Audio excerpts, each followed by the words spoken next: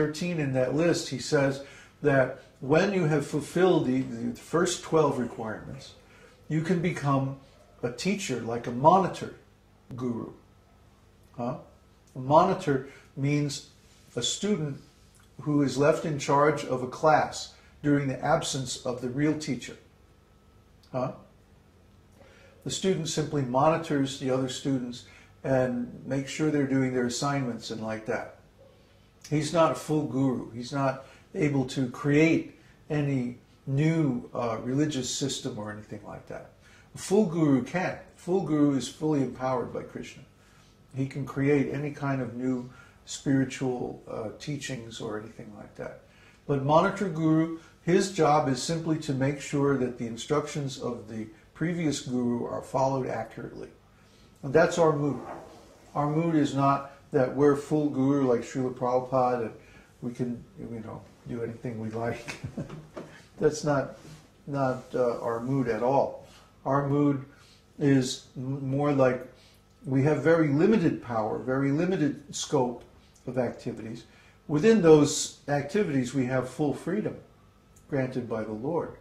But we can't put ourselves on the same platform as Śrīla Prabhupada. No way. It's not realistic. Now, if our God brothers who want to be guru had followed this mood, then just taking a few disciples, no more than they could actually handle, then maybe things would have worked out a lot better.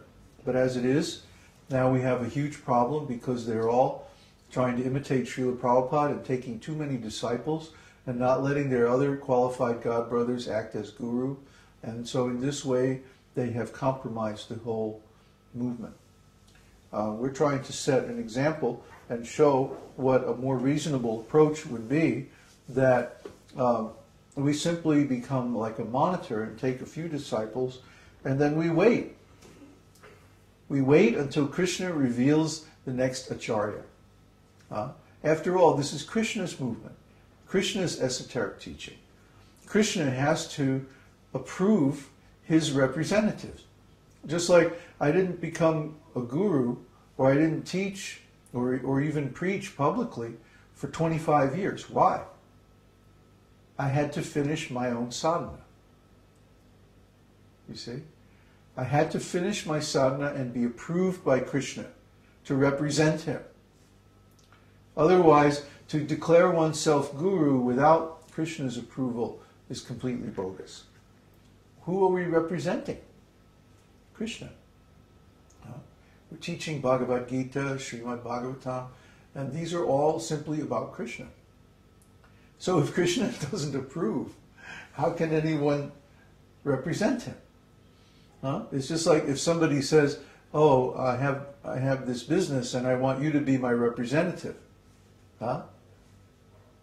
But if you don't sign a contract, if you don't have an approval from the home office or the business owner, then you can't be the representative. You can't make business on his behalf. So in the same way, without direct personal approval of Krishna, then we have no right to represent him. You see, we can't just declare ourselves to be guru.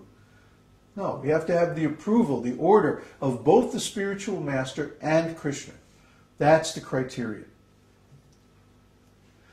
Now, Śrīla Prabhupada is very merciful, and he gave this order to more than one of his disciples.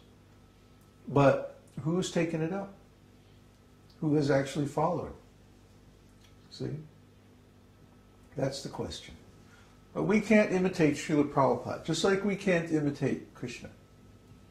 So, if we become a spiritual teacher according to our means, according to our ability, and not overreach that, to know where our limits are and stay within them, you see, this is reasonable. This is appropriate. Otherwise, it becomes offensive. Why? Because we're not doing a very good job. If I have the ability to supervise, let's say, 12 people, but I take on supervising 50 or 100 or 1,000, then what's going to happen is failure. And this mission is too important to fail. we have to keep our eyes open, have to keep our sense of reality with us. Not that we can artificially imitate Śrīla Prabhupada.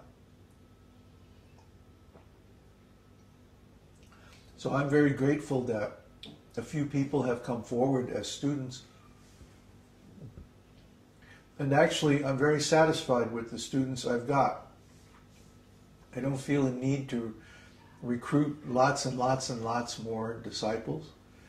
But to train up the disciples, we've got to a very high standard. And, well, if someone else comes who's qualified, that's all right. But actually, I have no need to make lots and lots and lots of disciples. Somebody emailed me the other day that, okay, now we're going to spread this esoteric teaching all over the world to everybody, right? Right? And I'm going, no. This isn't for everybody. This isn't for everybody. Just like Śrīla Prabhupada one time said, it's like we're selling diamonds. If you're selling diamonds, you can't expect too many customers because it's too expensive. Similarly, we're giving the highest conclusions from the Vedas, the most confidential teachings of the Vedas. We can't expect that we're going to have too many people that understand that, or who are qualified to receive it, or who even want it, who even know the value of it. And we gave this example of the jewels, the most valuable jewel. The disciple takes this very valuable jewel first to a very cheap store and asks, well, what is the value? And in the cheap store, the guy says, oh, this has no value. Then he goes to the medium store and he asks the value. And the guy is suspicious. Where did you get this? Did you steal this? You know? What's your problem? Anyway, it's not worth that much. Then finally, he goes to the most expensive jewelry store in the town. And he asks, what's the value? And so the jeweler takes it into his lab, you know, and he does all kinds of tests. And then he takes these reference books down and he's looking through and he's, you know, evaluating everything. And finally he says, this stone is worth more than all the other stones in my shop. This is the most valuable jewel I've ever seen in my life. You know, if you become partners with me, we can sell this jewel and we'll all become rich. We can retire. Huh? So the esoteric teaching is like that. Someone who has very little qualification sees this esoteric teaching and says, it's just another cheating guru, sect, cult, or whatever. Not worth anything. Someone with a medium qualification says, oh, well, this is like another branch of ISKCON or another similar organization where there's some guru and there's some disciples, you know, but they're very small. They're not really worth a whole lot. But someone who has really high qualifications, if they come in contact with this esoteric teaching, they go, oh, this is really special. We have never seen such an analysis, such a clear understanding, such deep comprehension of what the Vedic message really is. This is special. This is unique. Someone who really has the background, if they come in contact with this teaching and they actually understand it, they would have to say, well, we've never seen anything like this. This is the most valuable jewel. Because we're carrying on the parampara. That's the order the Śrīla Prabhupada gave us. So even though we're not fit, we don't have the background, we don't have the talents and skills, we're doing according to our abilities. We can't do more than that. But at least whatever ability we have, we're using that. So that's our only qualification. So these boys are very nice. They've given some appreciation. But to me, the appreciation that really matters is the fact that they're here. They're serving, dedicating everything. That's the real Guru Puja. That's the real Vyasa-puja. That they're serving the message of the Vedas, and they're not holding anything back. See, even they offered to give more money. I have to tell them, no, just keep your money. We have enough money. Krishna is sending plenty of money. It's not a problem.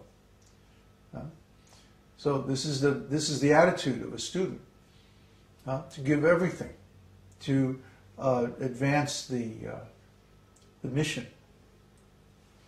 So this mission is coming down from the highest sources.